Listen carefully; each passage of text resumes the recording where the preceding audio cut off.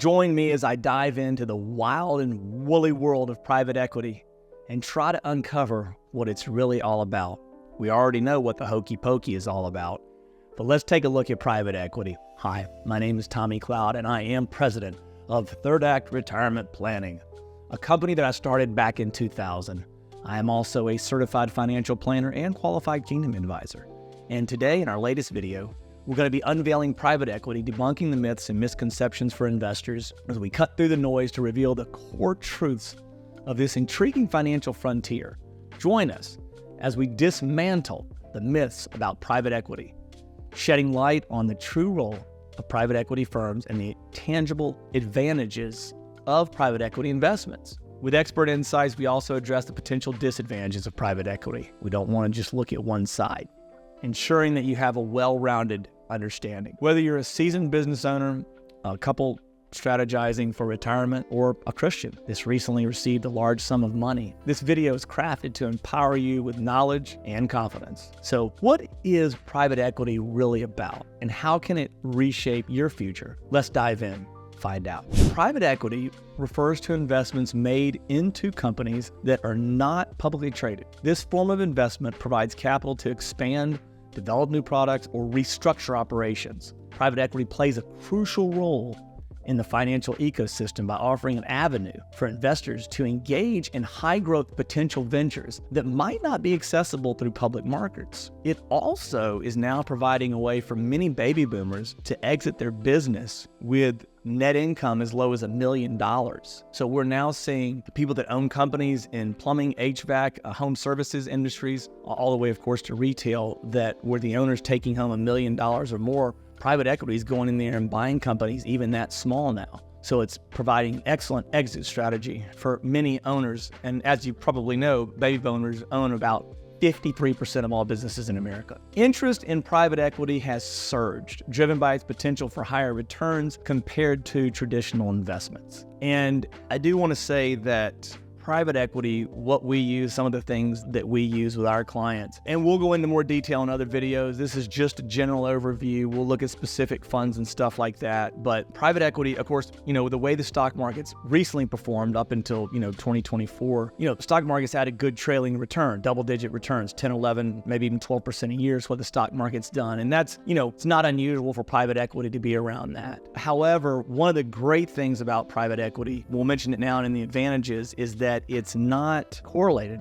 a lot of times to the U.S. stock market. So the U.S. stock market can crash like it did in 2008, 37%. In private equity, if they have the right companies, it could possibly go up. It could maybe only go down 10%. So I think a lot of people have interest in it because of the potential for higher returns compared to traditional investments. Investors are increasingly recognizing the unique opportunity private equity presents for diversification and growth, especially in volatile conditions where traditional assets may fall short. And that's where I see a lot of the advantages. The returns are good, but the stock market's just been outstanding during the decade of the 2010s, and it just seems to continue now with the exception of 2022. So try not to say that the returns are necessarily better. There are some private equity funds where the returns are better, but there's some that are not. And I think it's when you can find investment that offers you great double-digit returns, 10%, 11%, 13%, 14%, which does get above the stock market, but it's also not correlated. I think that's when you're cooking with grease. I think that's when you're doing what Solomon said to do, diversifying your wealth 7 or 8 ways, because you don't know what danger may fall upon the earth. We can all sit here and just take money and stick it in bonds at 3 or 4% and say, oh, well, it's not correlated. And it is helpful to do that for a lot of portfolios, many portfolios. It certainly reduces risk, but I think the silver bullet, or there's all different types of phrases for it, but I think the thing that we're all looking for is to find non-correlation to the S&P 500 and high returns, 7% returns, 8% returns like gold, and not correlated at all. And I think that's what private equity can do in many cases. This video is designed to educate and empower viewers about private equity. Our target audience includes business professionals, investors, individuals curious about alternative investment strategies, Christians who have just received a large sum of money, either by retirement, inheritance, or winning a lawsuit, an injury lawsuit, or whatever it may be. By the end of this video, you will have a deeper understanding of private equity and how it can align with your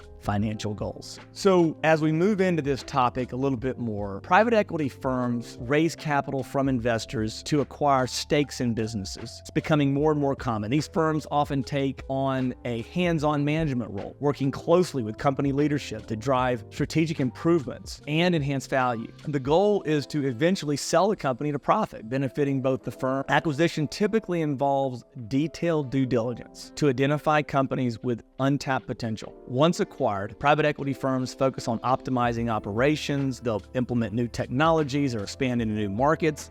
This active management enhances company performance and sets the stage for future growth. And we'll sip my afternoon coffees. The only time I have coffee is at 3 p.m. each day, roughly around 3 p.m. each day, so that my afternoon can be as effective as my morning. Private equity can also be a catalyst for business growth and innovation by providing capital and strategic direction. Private equity firms can help companies innovate, reach new markets, and achieve sustainable growth. This impact is evident in sectors such as technology, healthcare, and consumer goods, where innovation is key to staying competitive. I want to talk about the myth about private equity. Contrary to popular belief, private equity is not exclusive to large corporations. Many private equity firms focus on small to medium-sized enterprises, which often benefit greatly from the capital and expertise provided. This broadens the scope of private equity, making it accessible to a diverse range of businesses. I just talked about that. I mean, they're buying all types of businesses out there. It's not unusual to see them buy, say, 5 to 10, 20. Someone had, say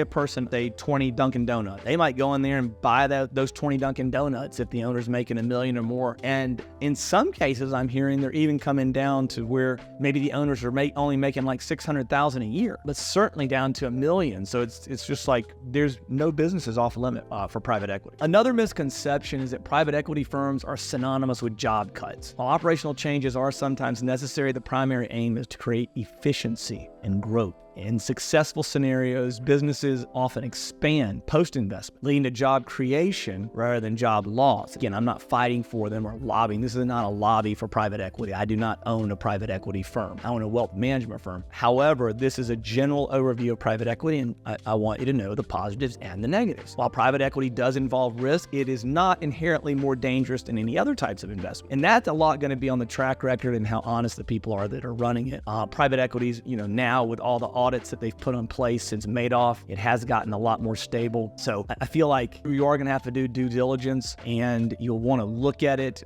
Track record, of course, always, amount of money that they're managing. But I think there's been less fraud since the Bernie Madoff scene years ago, whenever that was last dealt with, 2008 or whenever that was, in private equity. And furthermore, the long-term nature of private equity investments often aligns with investors seeking stability and substantial returns over time. That's a lot of the times people don't understand that, is that they really can offer more stability than the stock market and better returns, which is like, the holy grail type thing, in investing at least. One of the significant advantages of private equity is its potential for higher returns. Investors in private equity funds often see substantial appreciation as businesses grow and evolve under expert guidance. This makes private equity an appealing choice for those who want to commit to a longer term investment horizon. And I want to say that a lot of times private equity will have 10 to 12 years. Some of the funds that we deal with, you can get out like once a year, so it's not that bad's the wrong word. It's not that illiquid to me if you put money in, to something like a stock market or private equity. The fees are a lot higher with it, but again, I do want to state that if you go with the ones with better track records, the returns are good, but I wouldn't say they're just astronomically amazing where they just blow you away, particularly when compared to the recent performance of the stock market. Some of them are, and I would say blow away returns are,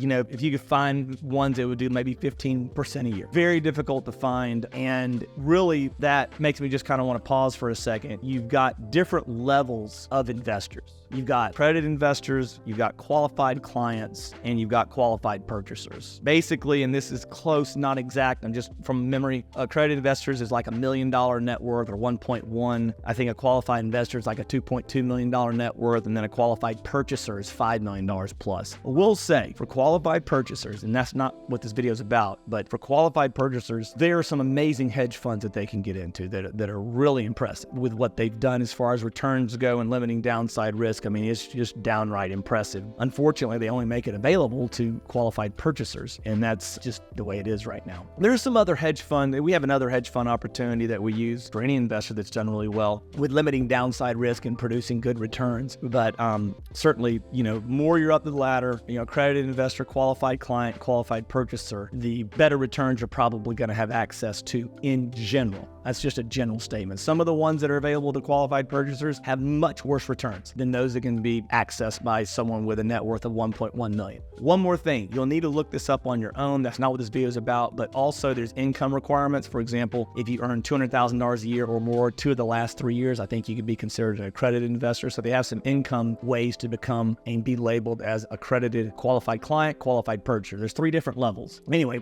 private equity firms bring strategic expertise and valuable resources to the table, including industry knowledge, and they have business networks. The support can be transformative for companies. In fact, it usually is, providing the tools necessary to overcome challenges and capitalize on emerging opportunities. Private equity investments can lead to profound business transformations by implementing modern technologies, refining business models, and opening new market channels. Private equity-backed companies often experience accelerated growth and improved marketing positions. By the time they get to it, the owners just kind of doesn't have the passion anymore for their business. Sometimes it's a really good fit because these private equity folks are come in there and they are passionate about making investors money and themselves money. Private equity landscape is not without drawback, and these include high management fees and complex fund structures. These costs can eat into returns, making it essential for investors to thoroughly understand the terms before committing capital. And the track record, don't forget that. Private equity investments can introduce risk associated with management changes and operational restructuring. These transitions, while beneficial in the long run, may disrupt business operations initially and require careful management. And I'm sure you can imagine we see that. Noticeable disadvantage of private equity is the lack of liquidity, as investments are not traded on public market. This means investors must be prepared to have their capital locked up for extended periods of time, typically ranging 5 to 10 years. And sometimes it can even be 10 to 12, depending on the particular fund that we have. And I should do a video later about the particular funds and kind of look at them. But private equity and public market investments offer distinct advantages and challenges. Public markets provide liquidity and transparency, while private equity offers the potential for higher returns and active business involvement. Private equity generally entails higher risk, but also the possibility of higher return. Unlike public markets, where investments are